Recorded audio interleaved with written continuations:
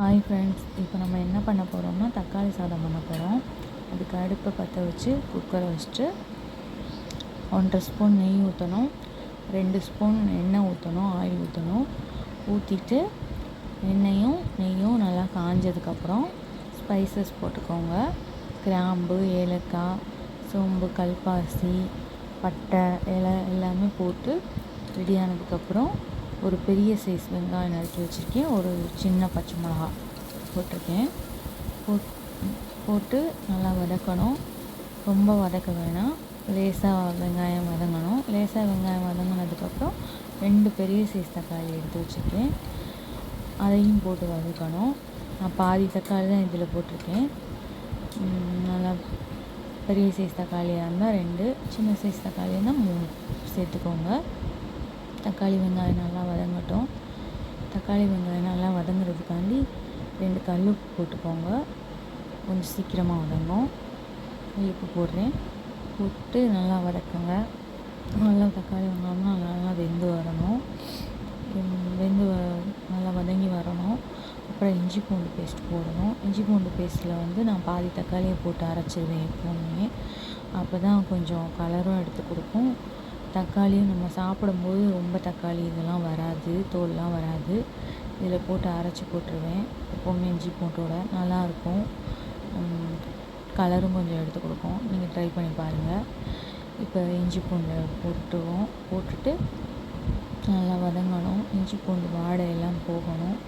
வாடையெல்லாம் போனதுக்கப்புறம் தான் வதக்கணும். நல்லா வதக்கணும்.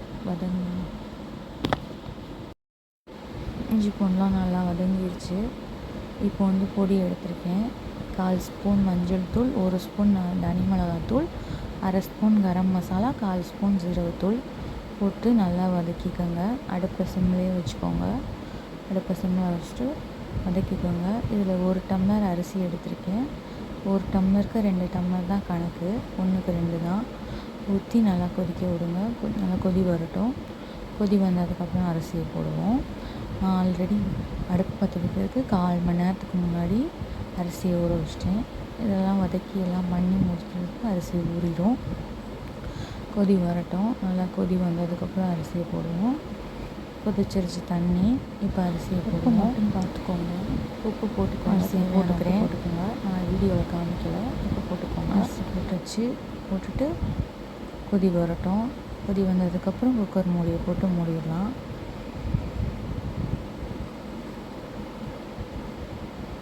கொதிச்சிருச்சு. லைட்டாக கொதிச்சோன்னே இந்த டைமில் கொஞ்சோண்டு கொத்தமல்லி இலை போட்டுக்கோங்க, நல்லாயிருக்கும். கொத்தமல்லி இலை போட்டுக்கிறேன். கொத்தமல்லி இலை போட்டுட்டு இந்த டைமில் உப்பு உரப்பெல்லாம் கரெக்டாக இருக்கான்னு பார்த்துக்கோங்க. பார்த்துட்டு லாஸ்ட்டாக 1/2 ஸ்பூன் நெய் மட்டும் ஊற்றிக்கிறேன். இப்போ குக்கர் மூடியை போட்டு மூடிடலாம். 3 விசில் என்னோடய அரிசிக்கு 3 விசில் வச்சுருக்கேன்.